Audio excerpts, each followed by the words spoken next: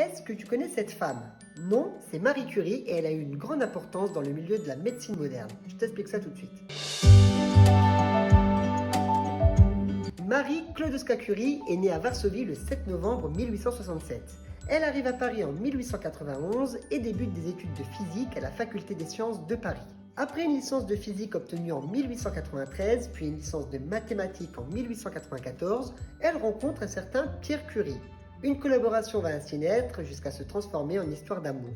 Et ainsi en 1895, ils se marièrent. Le 26 novembre 1898, les époux Curie et Gustave Bémont annoncent la découverte du radium et du polonium, deux nouveaux éléments chimiques. Le 10 décembre 1903, les époux et Henri Becquerel reçoivent le célèbre prix Nobel de physique pour leur recherche commune sur le phénomène des radiations.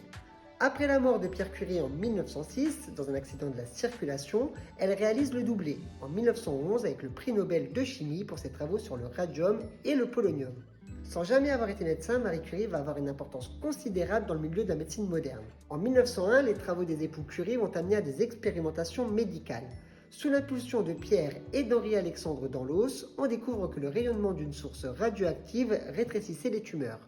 Cette technique, désormais appelée la curithérapie, bien qu'améliorée avec le temps, est toujours utilisée pour les traitements du cancer du col de l'utérus, de la prostate, de la thyroïde ou encore du sein et de la peau. En France, cela représente près de 5000 patients par an. En 1909, Marie Curie est la cofondatrice de la Fondation du Radium qui deviendra des années plus tard, en 1921, la Fondation Curie. Toujours d'actualité, la Fondation a pour but de développer la recherche, les soins et la conservation et la transmission des savoirs. Durant la Première Guerre mondiale, la scientifique va également se consacrer au développement de la radiographie fixe et mobile, mais également à la formation d'infirmières aux appareils à rayons X aux côtés de la Croix-Rouge. Plus d'1 million de blessés vont bénéficier de cette invention afin de retrouver les projectiles reçus dans les corps grâce à la création de 18 unités mobiles contenant tout le matériel nécessaire. Enfin, en 1922, sans jamais avoir été médecin ni candidate, Marie Curie est élue à l'Académie de médecine comme membre libre.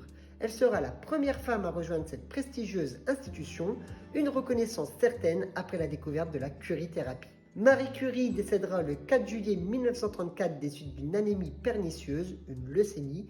En 1995, les cendres des deux époux Curie seront transférées au Panthéon. Voilà, j'espère que maintenant vous en savez plus sur Marie Curie et son rôle important dans la médecine moderne. Nous on se retrouve très bientôt pour une nouvelle émission. À bientôt!